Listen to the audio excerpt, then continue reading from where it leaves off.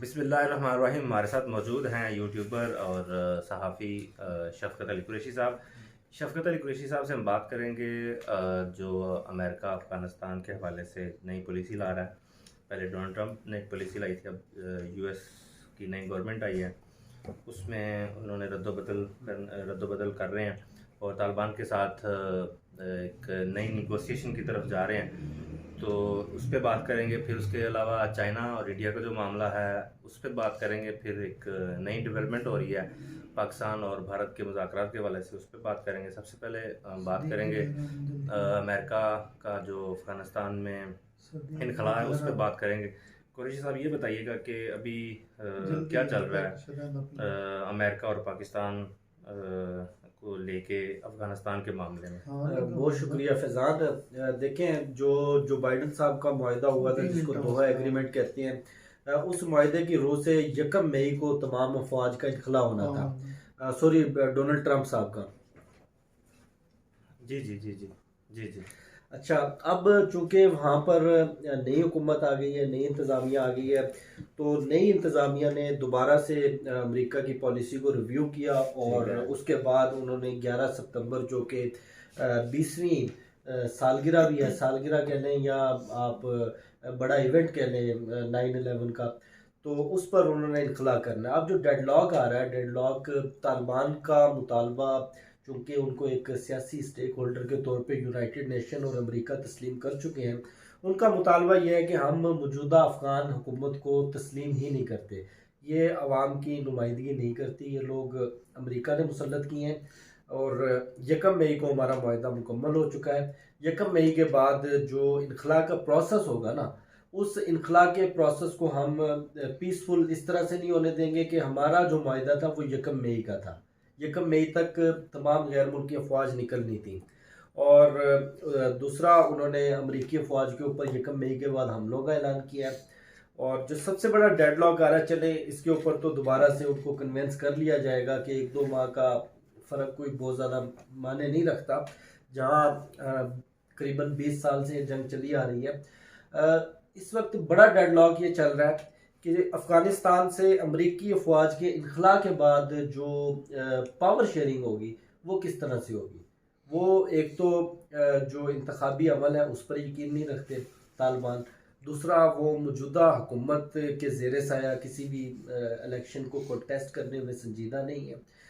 Definitely अब जो हालात बनते हुए नज़र आ रहे हैं वो यही कि अमेरिका के जाने के बाद वहाँ पर तालिबान हमले करेंगे मौजूदा अफ़गान सेटअप के ऊपर, और ये सेटअप अमेरिका की हमायत के बगैर और मदद के बगैर तालिबान के हमलों का बहुत ज़्यादा अरसे तक सामना नहीं कर सकता। क्योंकि इसमें एक चीज़, जो अमेरिका ने अफ़गान नेशनल आर्मी तश्कील दी थी, अभी तक उनकी सैलरीज, उनका सारा बजट अमेरिका देता है। इनखला के बाद डेफिनेटली वो रुक जाएगा। बहुत सारे जो उनके अफ़गान नेशनल आर्मी है वो डिज़ोल्व होने का ख़तरा भी है, क्योंकि अफ़गानिस्तान के पास इतना फंड्स अवेलेबल नहीं है। फिर सिविल वॉर का ख़तरा है।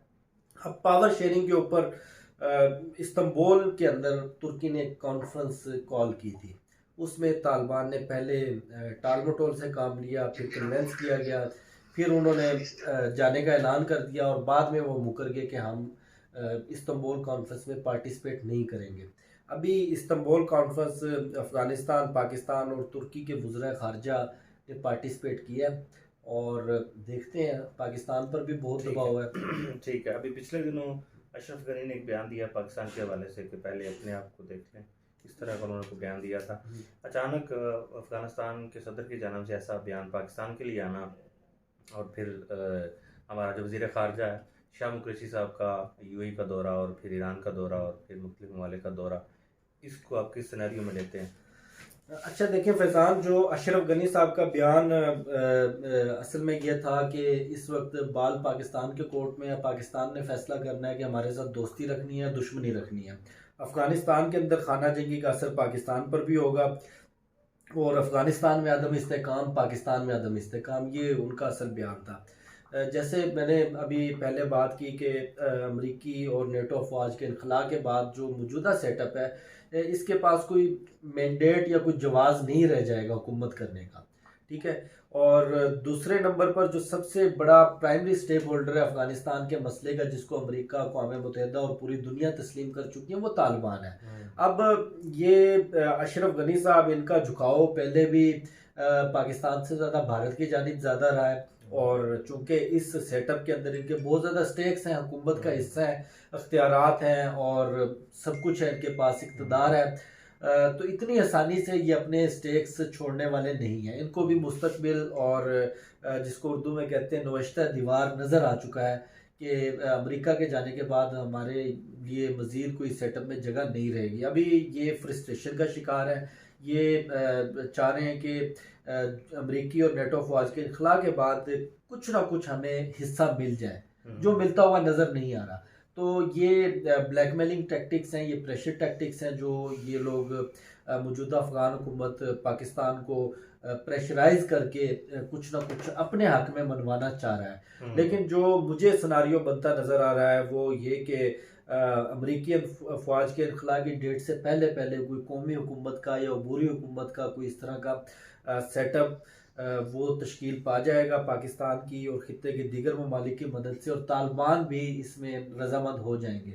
और अमरीकी अफवाज के इनखला के बाद जो अबूरी सेटअप होगा वो नए इंतखाबात करवाएगा। ये तो सारा सिनेरियो तब होगा जब नेगोशिएशन हो जाएंगी और उसके बाद मामलात एक हल की तरफ जाना शुरू हो जाएंगे। लेकिन अभी जो अमेरिका की इंतज़ामिया, नई इंतज़ामिया, वो जो हालात बन रहे हैं उसके मुताबिक तो वो भी घुटने टेकने के लिए तैयार नहीं है। 1 मई आखिरी डेट है, उसके बाद तालिबान ने जो ऐलान किया हुआ है, अगर तालिबान मान जाते हैं, दोबारा नेगोशिएशन होती हैं, तो उसके बाद पाकिस्तान अगर मना लेता है तालिबानों को, तो अमेरिका का पाकिस्तान के साथ कैसा रवैया होगा? चूँकि पिछली गवर्नमेंट का तो बहुत अच्छा था, उन्होंने बड़ी तारीफ़ की थी पाकिस्तान की। क्या नई इंतज़ामिया भी पाकिस्तान की इस तरह तारीफ़ करेगी जो बाइडन जो आया है? अच्छा फैज़ान, इसमें 2 चीज़ें हैं। एक तो ये कि इस खित्ते में पाकिस्तान की मदद के बगैर अफ़गानिस्तान का मामला कज़िया हल नहीं किया जा सकता।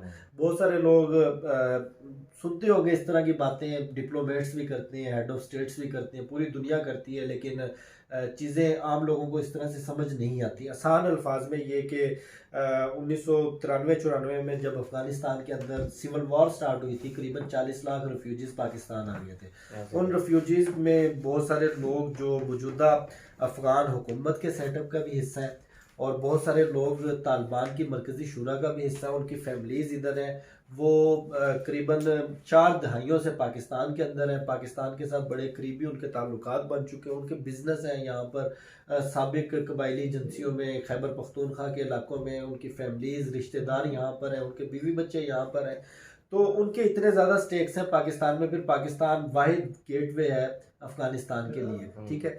तो पूरी दुनिया ये समझती है कि पाकिस्तान जितना दबाव तालिबान पर डाल सकता है, जितना अफ़गान हुकूमत पर डाल सकता है, शायद ही कोई और डाल सकता हो, क्योंकि स्टेक्स मैं आपको बता चुका हूँ।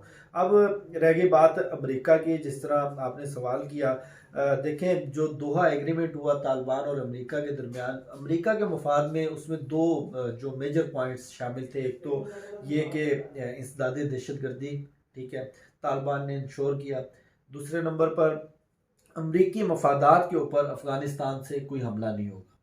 तीसरा जो अहम नुक्ता था, इंटरनेशनल टेररिस्ट ऑर्गेनाइजेशंस को अफ़गानिस्तान में पिनपने का मौका नहीं दिया जाएगा, और अमेरिका के डेफिनेटली इंटरेस्ट भी, प्राइमरी इंटरेस्ट भी यही थे। उसके अलावा दोहा एग्रीमेंट में कोई इस तरह की चीज़ शामिल नहीं थी कि पोस्ट विड्रॉल सिनारियों में हुकूमत साजी कैसे होगी, पावर शेयरिंग कैसे होगी, और ये अमेरिका के इंटरेस्ट भी नहीं है अभी फ़िलहाल। वो वहाँ से पीसफुली एग्ज़िट करना चाहते हैं, विड्रॉल करना चाहते हैं। जैसे मैंने पहले भी बताया कि डेडलॉक है अभी, लेकिन ये कोई इतना बड़ा डेडलॉक नहीं है। अब रह गई तालिबान की बात, तो डेफिनेटली तालिबान को जितना सादा हम लोग समझते हैं, दुनिया समझती है, इतने सादे वो लोग हैं नहीं। वो कमाल के डिप्लोमेट हैं।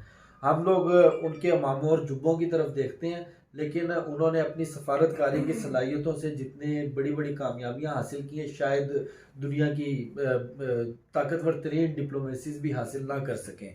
अब कामयाबी के इतना करीब आने के बाद कोई बेवकूफ़ ही होगा जो अपनी शराइत के ऊपर मुआहदा ना करे, ठीक है। तालिबान को यह नज़र आ गया है कि अमेरिका के जाने के बाद मौजूदा जो अफगान गवर्नमेंट है उसके पास मैंडेट नहीं रहेगा।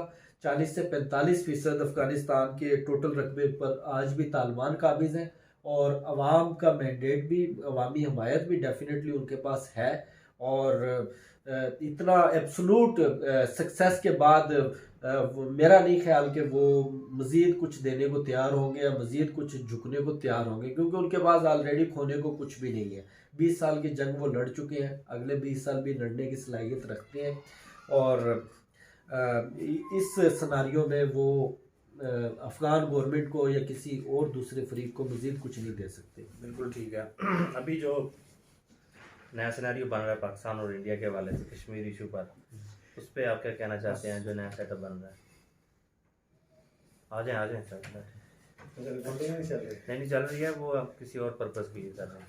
प्रॉक्सी रिकॉर्डिंग है, प्रॉक्सी रिकॉर्डिंग है, ये बाद में समझाएंगे। हमें हमें दीजिए इजाज़त, अगली वीडियो में दोबारा इसी टॉपिक पे बात करेंगे। अल्लाह। इतना अहम तरीन टॉपिक